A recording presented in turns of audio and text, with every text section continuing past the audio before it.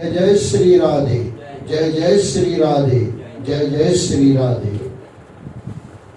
सिकंद 5वां और उसके अंतर्गत अध्याय 14।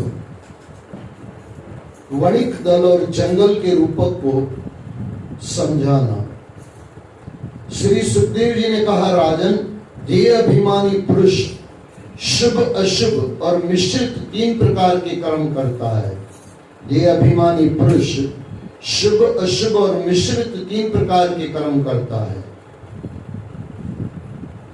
इस शरीर के अनुभव के 6 द्वार हैं, 1 मन और 5 ज्ञानेंद्रियां। इन्हें ही डाकू कहा गया है। 5 जो ज्ञानेंद्रियां है और उसके अंदर मन, 5 ज्ञानेंद्रियां और 6ठा मन, ये डाकू कहे गए हैं। इनसे विशेष होकर जीव मार्ग भटक कर धन लोभी वणिक बंजारों की भांति श्री हरि की माया से प्रेरित होकर संसार रूपी भीड़ वन में लुट जाने के लिए पहुंच जाता है। इस संसार रूपी वन में अपने शरीर के द्वारा किए गए कर्मों का फल उसे अवश्य भोगना पड़ता है। ये याद रख लेना, आपको भी याद रखने जैसा है, मुझे भी याद रखने जैसा, क्योंकि हंस हंस के किए हुए पाप रो रो के हिसाब देना पड़ता है। और एक चीज मैं दूसरी भी काफी बार कहता हूँ और वापस मुझे मेरे तक मिलती है, बोले भाई साहब ये मजा आया सुन के। मैं बोला मजा नहीं लेना है, सुधर जाना है। मजे तूने लूटे हैं, मुसीबतें कौन संभालेगा। पाप करने में मजा आता है ना लोगों को।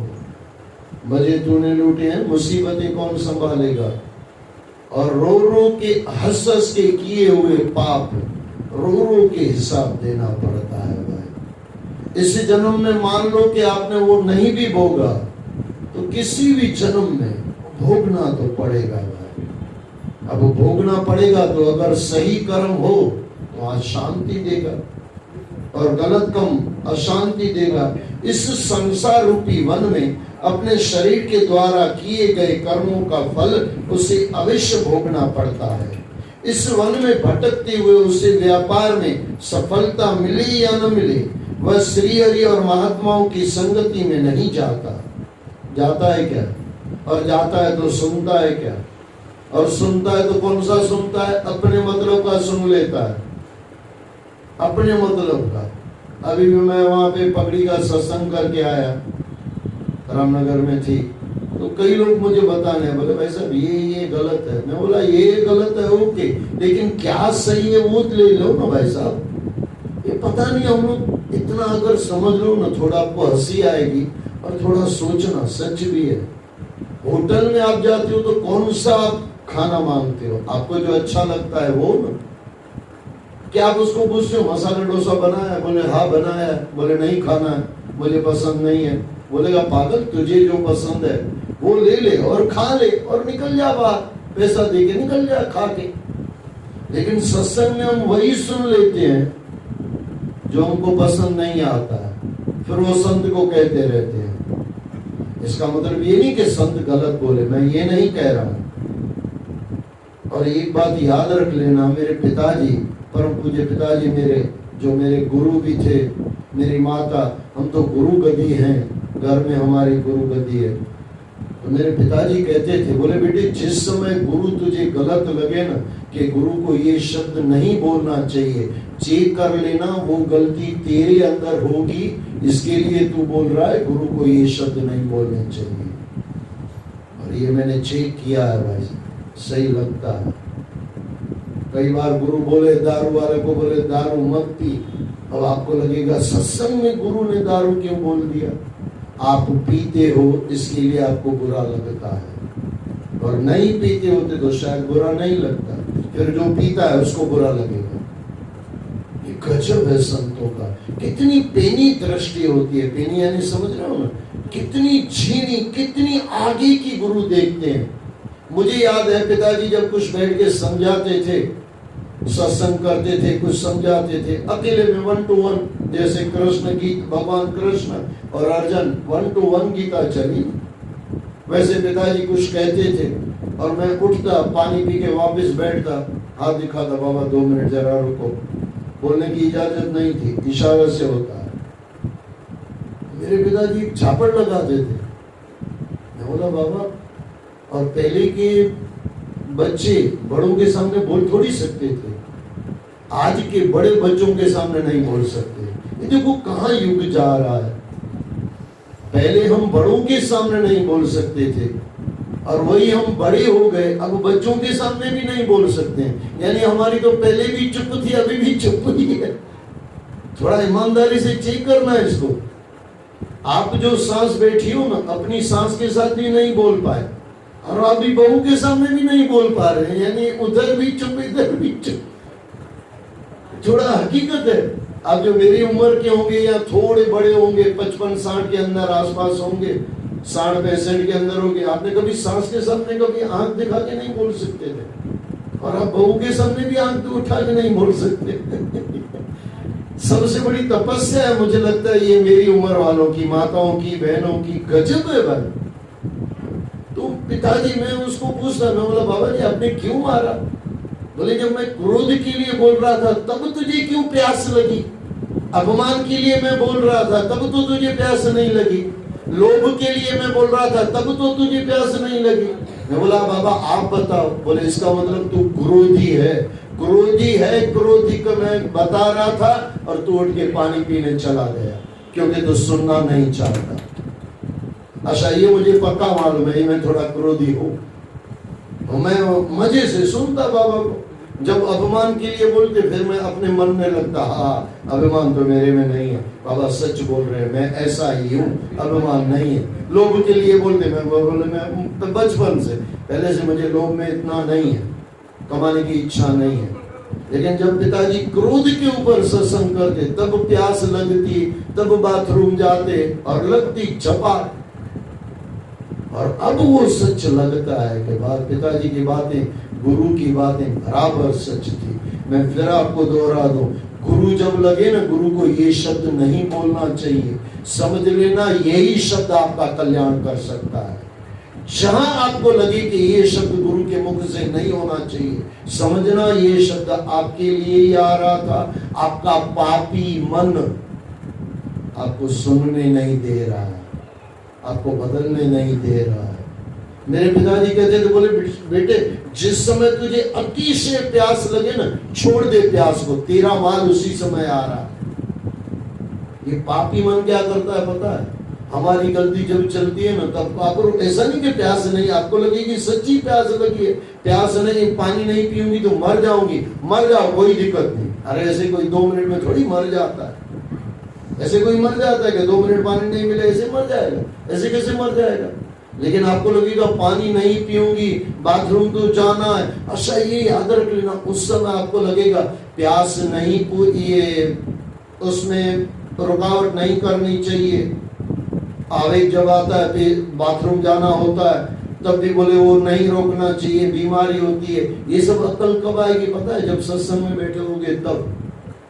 बाकी आप झगड़ा कर रहे हो, उस समय आपको जोरों से बाथरूम जाना हो, उस समय चले जाओगे, चलो रुक जा भाई मैं बाद में झगड़ा करता हूँ, थोड़ा बाथरूम जाके आ जाओ, और जाके आ जाना, फिर झगड़ा नहीं कर पाओगे आप, क्योंकि बीच में गैप हो गई।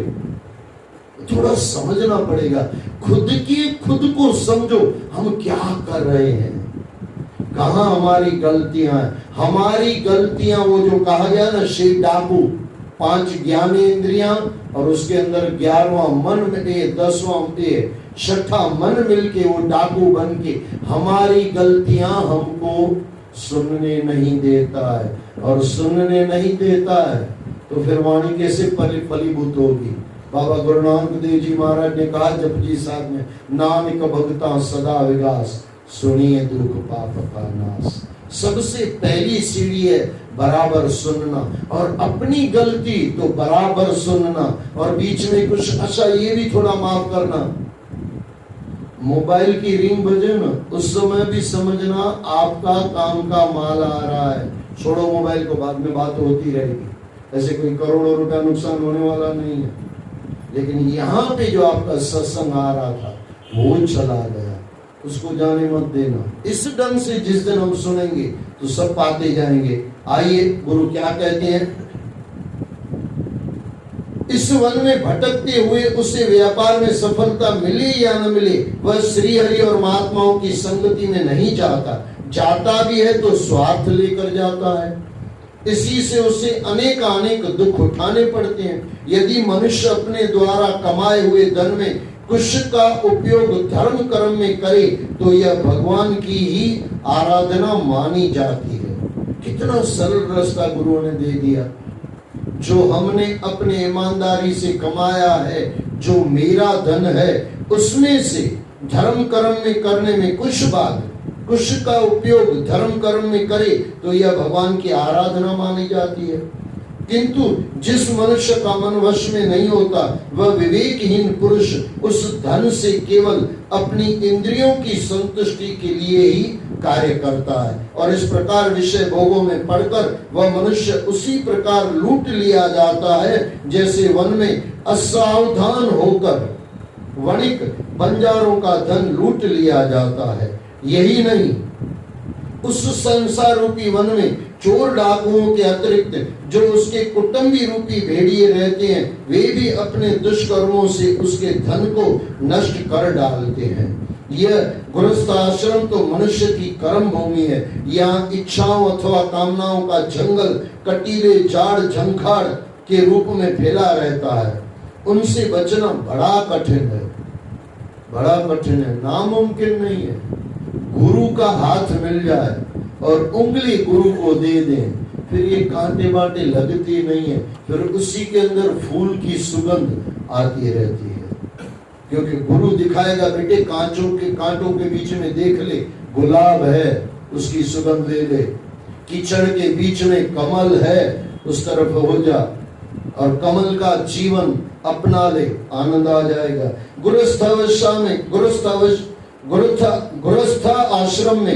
गृहस्थ आश्रम में आसक्त व्यक्तियों को कामनाओं की ये कटीले झाड़ झंखाड़ घायल कर देते हैं और मक्खी मच्छर उनके शरीर का सारा रक्त चूसकर उन्हें खोखला और लहूलुहान कर देते हैं। ये तो मानते नहीं है। बाकी दुख नहीं देखा है क्या आपने? जिसको भी सुख समझ के आप लाए थे ना, वो दुख ही है भाई, दुख ही है। कुछ वर्ष निकल जाते हैं, फिर पता चल जाता है ये दुख ही है। फिर भी वे कामनाओं के इस जंगल से निकलना नहीं चाहते। वे इस मृत्यु लोक को ही गंधर्व लोक समझते रहते हैं। वे इसकी नश्वरता और असत्यता से पूरी तरह अनभिज्ञ रहते हैं। धन, स्त्री और पृथ्वी का लोभ उन्हें मृग तृष्णा के समान भटकाता रहता है, भगाता रहता है। उन्हें पाने की लालसा कभी समाप्त नहीं होती। कामनाओं की धूल और आंधी उनकी आंखों में इस प्रकार भर जाती है कि वे अपनी आंखों को खोलना ही नहीं चाहते। सत्संग, वहां भी मैंने सत्संग किया ना, एक बात कही, मैं आपको यहाँ पे भी एक कह दूं, रात को सोते समय में 10 मिनट चेक करो। मैं काफी बार आपको कह चुका हूं, चेक करो मेरे में गलती कौन सी है। आपको 45 दिन तो क्या, दूसरे तीसरे दिन अगर सच्ची रीत से आपको अगर कोई गलती चाहिए तो दूसरे तीसरे दिन आपको पता चल जाता है कि गलती कौन सी है। फिर उस गलती को सुधारने के लिए गुरुओं के चरणों में बैठो, बाबा मुझे क्रोध है, कुछ क्रोध का सत्संग सुनाओ। और जब भी इसमें प्यास लगे, यहाँ कहीं जाना हो, उस समय मत जाना, उस समय गुरु के वचन सुन लेना, क्योंकि वही माल हमारे लिए है, वही सत्संग हमारे लिए है। उल्टे उन्हें मलने लग जाते हैं और दुख उठाते हैं। कामनाओं की धूल और आंधी उनकी आंखों में इस प्रकार भर जाती है कि वे अपनी आंखों को खोलना ही नहीं चाहते। उल्टे उन्हें मलने लग जाते हैं और दुख उठाते हैं। राजन, महात्माओं के संवाद उन्हें काल्पनिक लगते हैं, इसलिए धर्म और सत्संग की ओर से उनका मन हटा रहता है। पूर्व जन्म में किए गए उनके पुण्य कर्म भी क्षीण हो जाते हैं और वे जीते जी भी मुर्दों के समान पड़ जाते हैं।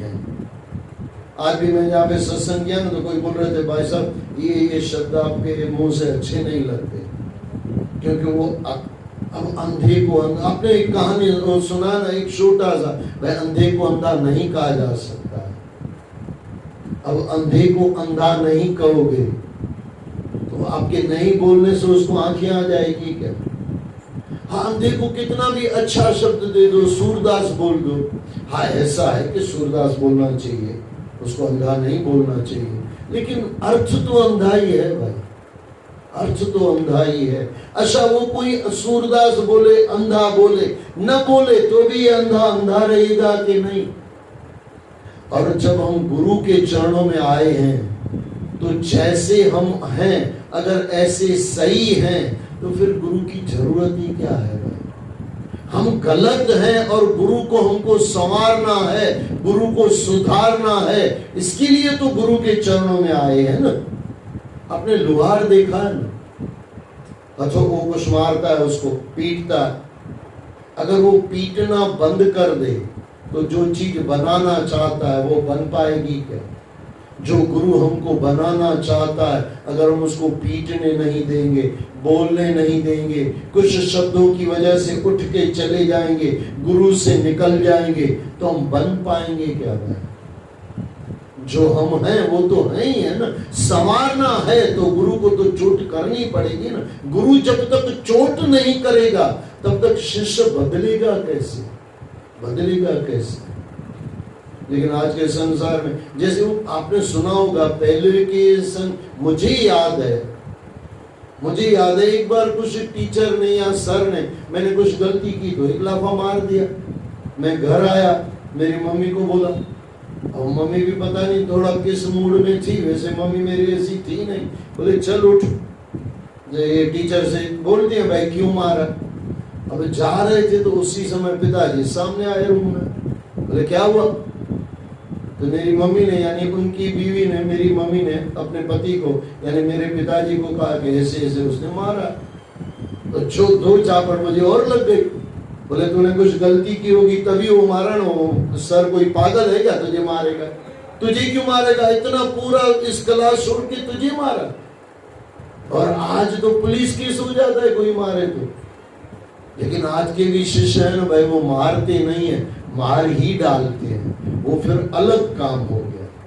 कुछ उसका गुस्सा है, वो बीवी का गुस्सा बच्चों में से निकाल देते हैं, ऐसा हो जाता है। और बीवी से तो वो झगड़ा सर कर नहीं पाता है, अब वो क्या करे, तो बच्चे को मार दिया, इतना मार दिया, बच्चा बेचारा हॉस्पिटल पहुंच गया। आज तो बच्चे को मार नहीं सकते हो आप स्कूल में, और पहले तो मार के सिवाय बच्चा सीखता ही नहीं था। सीधी सी बात है, लातों के भूत बातों से नहीं मानते। आपने भी बस सर की मार खाई होगी, एक आध बार तो जरूर खाई होगी, और खाई होगी तो आपको पता चला सर के मार खाने में भी हमको समझाना होता था। वो हमको समझाते थे बेटे ये गलतियां मत करो। कहने का मतलब समझना, गुरु कुछ जब ऐसा बोले ना, उससे दुश्मनी मत करो, उसका पीछा मत छोड़ो। और मैं तो बोलता हूँ जिस गुरु से आपको लगेगा ना ये बातें मुझे नड़ रही है, अटक रही है, वही आपका सच्चा गुरु है, उसकी चरणों में ही बैठो।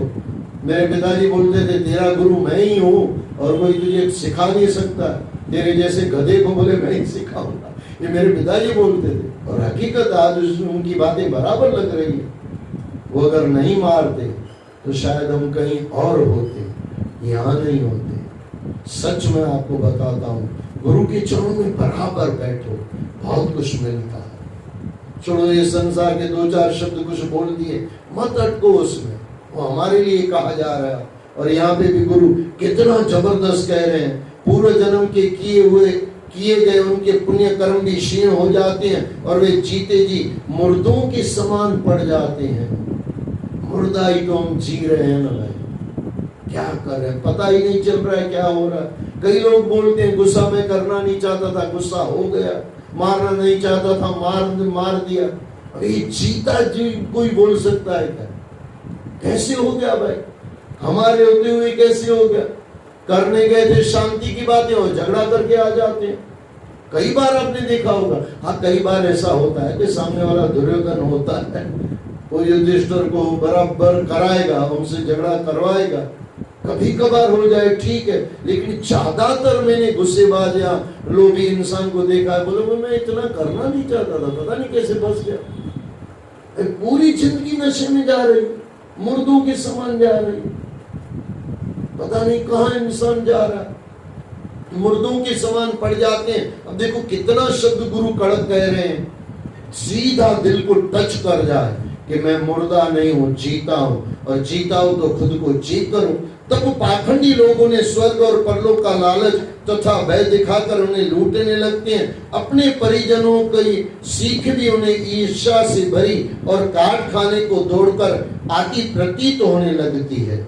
कोई ऐसा घर का बोल दे कि भाई ये ऐसे कर बेटे, तो हमको वो दुश्मन लगता है, ईर्ष्या आ जाती है। वे उनसे झगड़ा और वाद विवाद करने में उन्हें अपने से दूर कर लेते हैं। कभी कभी उनकी दूरी अथवा मृत्यु के कारण सदैव के लिए उनका साथ छोड़ जाना उन्हें अवश्य खलने लगता है, कचोटने लगता है। ये अंदर मैंने आपको बोला है, अंदर तो पूरी ईमानदारी है, अंदर बेईमानी नहीं चलती। वैसा अगर थोड़ी भी आप सत्संगी हो ना, मैंने वहां पे भी कहा, आपको भी पहले 2-4 बार कहा, किसी से झगड़ा करके अब रात को सो के दिखाओ, भले उसकी गलती थी पूरी, फिर भी आपको नींद नहीं आएगी, आपको लगेगा पागल के साथ मैं पागल क्यों बना, भले उसकी गलती थी, आपके बाद मन में बार बार आएगा चलो वो तो ऐसा था, मैं ऐसा क्यों बना। क्योंकि सत्संगी इंसान है हम, जहां आप सच पे चलोगे तो ये चीजों से इंसान हटता जाता है, परंतु वह भी कुछ समय के लिए कचोटने लगता है, परंतु वह भी कुछ समय के लिए वे उन्हें छोड़कर आगे की सोचने लग जाते हैं। ऐसे में राजा भी अपने स्वार्थ अथवा जनहित के नाम पर उनका रासाधन जब कर के रूप में हड़प लेता है तो वे अपना सिर पीटने लगते हैं। उसे बचाने के लिए वे नियमों के विरुद्ध जाकर अनैतिक कार्य करने लगते हैं। तब ये अनैतिक कर्म उन्हें पतन के गर्त में धकेल देते हैं। ये सब हमारी बातें हो रही है, परंतु उस समय प्राप्त किए क्षणिक सुख को ही वे परम आनंद मान बैठते हैं। गृहस्थ आश्रम के लिए किए गए ऐसे प्रयत्न किसी खड़ी पर्वत चढ़ाई अथवा किसी खाई में उतरने के समान है। दोनों ही स्थिति में ये दूषित कर्म है जो मनुष्य की अंतरात्मा पर कालिख पोत डालते हैं। समाज उन्हें नीचा मानने लगता है, परंतु वे किसी की भी परवाह नहीं करते। अपने हितैषियों को भी वे अपना विरोधी बना लेते हैं। दुष्ट आदमी अपने हितैषियों को भी अपना विरोधी मान लेता है, क्योंकि वो सच कहेंगे और ये सच मानेगा नहीं। यही था महाभारत, इसी की वजह से तो हुआ। भीष्म पितामह समझाते थे, विदुर समझाते थे, विदुर जी महाराज समझाते थे, लेकिन धृतराष्ट्र बाबा को कहाँ अक्ल आती थी। उसको तो दुश्मन लगते थे। ये दुश्मन थोड़ी थे, इसके सज्जन थे। वो बता रहे थे तेरे 100 बेटे मर जाएंगे और पाप में मर जाएंगे, इससे अच्छा कुछ अच्छा सीख ले। लेकिन नहीं समझा धृतराष्ट्र। राजन, इस संसार में जीव को सुख दुख राग द्वेष भय मान इस संसार में जीव को सुख दुख राग द्वेष भय मान अपमान पागलपन अभिमान शोक मोह लोभ ईर्ष्या भूख प्यास शारीरिक और मानसिक रोग बुढ़ापा जन्म मृत्यु आदि अनेक प्रकार के विघ्नों का सामना करना पड़ता है। फिर से सुन लो, फिर भी वह इससे बचने का उपाय नहीं करता। राजन, इस संसार में जीव को सुख दुख राग द्वेष भय मान अपमान पागलपन अभिमान शोक मोह लोभ ईर्ष्या भूख प्यास शारीरिक और मानसिक रोग बुढ़ापा जन्म मृत्यु आदि अनेक प्रकार के विघ्नों का सामना करना पड़ता है। फिर भी वह इसे बचने का उपाय नहीं करता। हम नहीं करते उपाय कुछ, रोज रोते हैं लेकिन रोज करते हैं। काल चक्र भगवान विष्णु का साक्षात वह शस्त्र है जो हर पल जीव पर समय अनुकूल रूप से प्रहार करता रहता है। ये काल चक्र यानी चलता रहता है, क्षण क्षण मरते रहते हैं। बचपन, जवानी और बुढ़ापा उस काल चक्र की गति है, उसके द्वारा वह सभी जीवों का निरंतर संहार करता है। कोई भी उसकी गति को नहीं रोक सकता, परंतु मनुष्य उस काल चक्रधारी भगवान विष्णु की आराधना न करके अन्य दूसरे कर्मों में अपने जीवन का क्षय करता रहता है। वह नहीं जानता कि पाखंडी कर्म कांडों में ईश्वर का परम तत्व सत्य विद्यमान नहीं है। इसलिए वह घर गृहस्थी के जंजाल में फंसकर स्त्री भोग को ही परम आनंद की अनुभूति समझने लगता है और सारा जीवन ऐसे ही सांसारिक कर्मों में नष्ट कर डालता है। राजन, यह मनुष्य प्रवृत्ति मार्ग पर चलते हुए निवृत्ति मार्ग को भूले रहता है। मृत्यु का भय उसे सदैव आतंकित करता है, यानी डराता रहता है। कभी कभी ही ऐसा अवसर आता है जब सांसारिक दुखों से दुखी होकर उसे परमार्थ मार्ग का ध्यान आता है, कभी कभी आता है।